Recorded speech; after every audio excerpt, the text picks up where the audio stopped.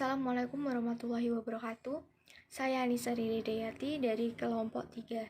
Di sini saya akan mempresentasikan tentang fi'il ma'lum, fi'il majhul, fi'il lazim, fi'il muta'addi, dan larangan berbuat bid'ah. Baiklah, saya akan menjelaskan tentang fi'il ma'lum. Secara bahasa, fi'il ma'lum adalah diketahui. Sedangkan secara istilah, fi'il ma'lum adalah fi'il yang fa'ilnya diketahui karena disebut dalam kalimat. Kalaupun tidak disebut dalam kalimat, tapi sudah tersebut di kalimat sebelumnya. Contohnya, fataha disebut juga fi'il ma'lum karena fa'ilnya disebut zaid. Yang kedua adalah penjelasan dari fi'il majhul. Secara bahasa, majhul artinya adalah tidak diketahui. Sedangkan secara istilah, fi'il majhul adalah fi'il yang fa'ilnya tidak diketahui atau disembunyikan karena beberapa sebab tertentu. Bisa karena pendengar sudah mengetahui siapa pelakunya atau fa'ilnya, atau karena memang tidak tahu siapa yang melakukan, atau karena takut jika fa'ilnya disebutkan, atau bisa juga karena hinanya sang pelaku atau fa'il sehingga si mutakalim atau pembicara tidak menyebutkannya, atau bisa juga untuk memuliakan pelakunya sehingga mutakalim segan untuk menyebutkan fa'ilnya dan memilih untuk menggunakan susunan fi'il majhul atau beberapa alasan lainnya. Dalam fi'il majhul, maf'ulnya atau objeknya atau yang terkena fi'il akan menduduki posisi fa'il yang tidak ada sehingga dibaca rofa. Dan maf'ul bih yang dibaca rofa disebut dalam pembahasan fi'il majhul. Disebut juga dengan naibul fa'il atau pengganti fa'il. Contoh fi'il majhul Yunsaru Zaidun ketika mudhari huruf pertama dhammah dan sebelum akhir fathah. Yunsaru Zaidun. Yang ketiga adalah penjelasan dari fi'il lazim. Fi'il lazim atau intransif adalah fi'il yang tidak membutuhkan maf'ul atau objek. Kalimat yang ada fi'il lazimnya sempurna maknanya meskipun tidak ada maf'ul. Contoh, Ahmad berdiri, qoma Ahmad, Arif duduk, jalasa Arfun, Zainab tidur, tanamun Zainab. Ciri-ciri fi'il lazim. Untuk mengetahui bahwa sebuah fi'il termasuk lazim dapat diketahui dari arti yang dimiliki. Ketika yang dimiliki kalimat fi'il tersebut tidak dapat dipasifkan, maka fi'il tersebut disebut dengan fi'il lazim. Contoh, Farham Muhammad. Lafaz farha disebut dengan fi'il karena arti dari lafaz farha tidak dapat dipasifkan. Lafaz farha artinya bahagia. Yang keempat adalah penjelasan dari fi'il muta'addi. Fi'il muta'addi atau transif adalah fi'il yang membutuhkan satu maf'ul atau lebih untuk menyempurnakan maknanya. Apabila tidak ada maf'ul dalam kalimat yang terdapat fi'il muta'addi, maka maknanya tidak sempurna atau tidak masuk kalam mufid. Fi'il muta'addi terbagi menjadi 3 bagian, yaitu 1. Muta'addi kepada satu maf'ul. Contoh fi'il yang membutuhkan satu maf'ul saja. Qara'a aril fur Qur'an. 2. Muta'addi kepada 2 maf'ul, yaitu fi'il yang membutuhkan 2 maf'ul dalam menyempurnakan maknanya. Muta'addi kepada 2 maf'ul terbagi menjadi 2. Yang pertama, maf'ulnya berasal dari mubtada dan kabar. Fi'il-fi'il tersebut diantaranya dona, haziba, khala, zama, ra'a, alima, wajada, atakhadha, ja'ala. Contoh, ja'ala Ahmadul kitaba shaghira. Yang kedua, maf'ulnya bukan dari mubtada dan kabar. Contoh fi'il yang membutuhkan 2 maf'ul yang bukan dari mubtada kabar. Alamallahu adama asma. Yang ketiga, muta'addi kepada 3 maf'ul. Contoh fi'il yang membutuhkan 3 objek. Arwah, alama, angba, nabba, akhbara, habara, dahasa. Contoh, Hadastu Muhammadan iyyaka haqiqah. Artinya, aku menceritakan tentang Muhammad kepadamu akan kebenaran. Cara menjadikan fi'il lazim menjadi muta'addi. Fi'il lazim bisa berubah menjadi fi'il lazim dengan dua cara, yaitu dengan mengubah wazannya atau dengan menambahkan huruf jar. Yang pertama, mengubah wazan. Fi'il mengikuti wazan af'al. Contoh, kharaja, akhraja, qama, aqama, syara, asra. Maka kita melihat perbedaan terjemahan fi'il-fi'il di atas antara lazim dan muta'addi. Hatta kharja artinya keluar, sedangkan akhraja artinya mengeluarkan. Kata qama artinya berdiri, sedangkan aqama artinya mendirikan. Kata sura artinya jalan malam, sedangkan asra artinya memperjalankan malam. Fi'il mengikuti wazan fa'ala. Contoh, hasanah, hasanah, kharaja, kharaja, karum, karumah. Kata hasun artinya bagus, sedangkan hasanah artinya memperbagus. Kata kharaja artinya keluar, sedangkan kharraja artinya mengeluarkan.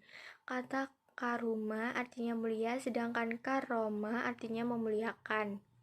Tambahkan huruf jar. Contohnya kata dhahaba artinya pergi dan atta artinya datang. Kedua kata disandingkan dengan kata yang ada huruf ba-nya, maka maknanya menjadi muta'addi. Mari kita lihat perbandingan maknanya. Ahmad pergi, dhahaba Ahmad. Ahmad meninggalkan buku, dhahaba Ahmadu bil kitab. Ahmad datang, atta Ahmad. Ahmad mendatangkan membawa buku, atta Ahmadu bil kitab. Cara menjadikan fi'il muta'addi menjadi lazim. Untuk mengubah fi'il muta'addi menjadi fi'il lazim adalah dengan memasukkan pada wazan berikut ini. Infa'ala, ifta'ala, if'ala, if'ala, tafa'ala, if'awala, if'awala. Contoh perubahannya: jama'a, istama'a, kasyara, takasyara. Kata jama'a artinya mengumpulkan, sedangkan ijtama'a artinya berkumpul. Kata kasyara artinya memecahkan, sedangkan takasyara artinya pecah. Tambahan, ada juga fi'il muta'addi yang maf'ul berupa jar majrur. Kalau dalam bahasa Inggris kita mengenal yang namanya preposisi, di mana suatu kata kerja berpasangan dengan kata tertentu. Begitu pula dalam bahasa Arab, ada beberapa fi'il yang selalu berpasangan dengan huruf jar. Contohnya, yaztaju ila amanabi, intamabi, syakarali, shola ala, ro'iba ang, ro'amba fi tu kalau ala. Hadis kalimat tentang larangan berbuat bid'ah. Ang amil mu'minina ami abdillahi asyiyata radhiyallahu anhu qala Rasulullah sallallahu alaihi wasallam ma'ahdatha fi amrina hadha ma laysa mi'ahu fahuwa raddu. Artinya, dari Ummul Mukminin Ummi Abdillah Aisyah radhiyallahu anha berkata, Rasulullah sallallahu alaihi wasallam bersabda, barang siapa yang membuat perkara baru dalam agama kami yang buatkan berasal dari kami, maka hal tersebut tertolak.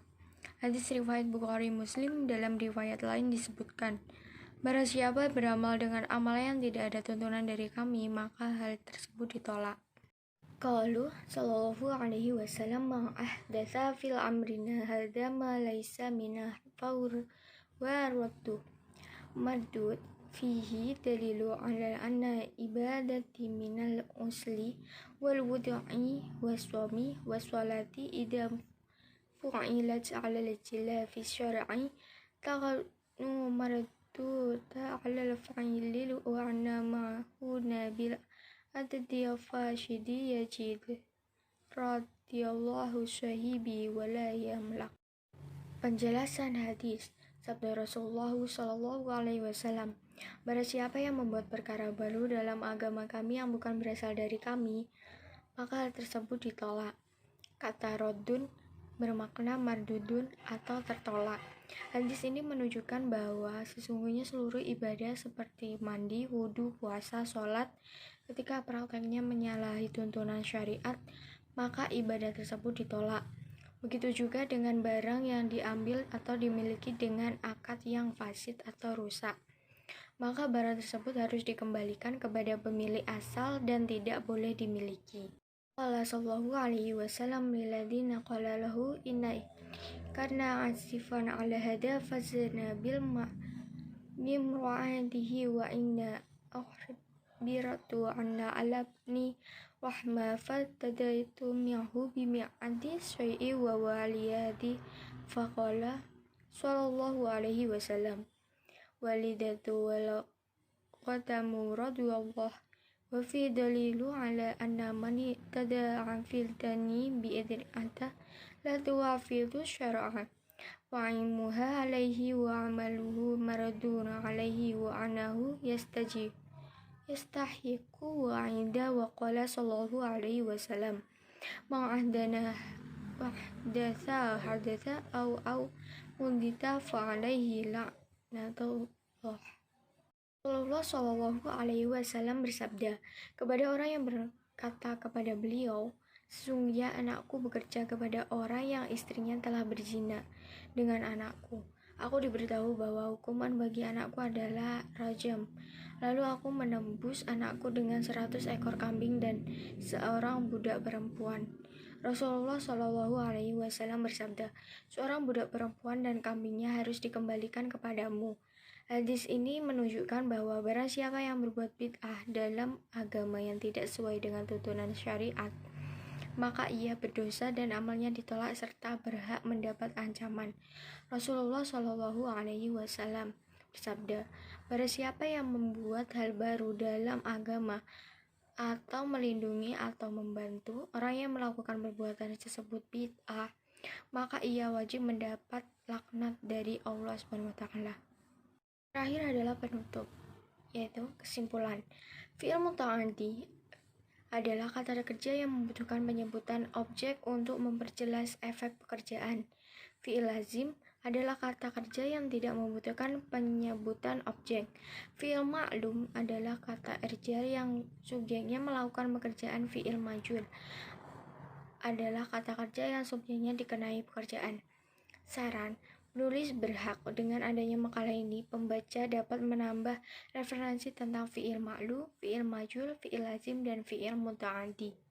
Sekian dari saya. Jika ada salah kata, mohon dimaafkan. Wabillahi taufiq wal hidayah. Wassalamualaikum warahmatullahi wabarakatuh.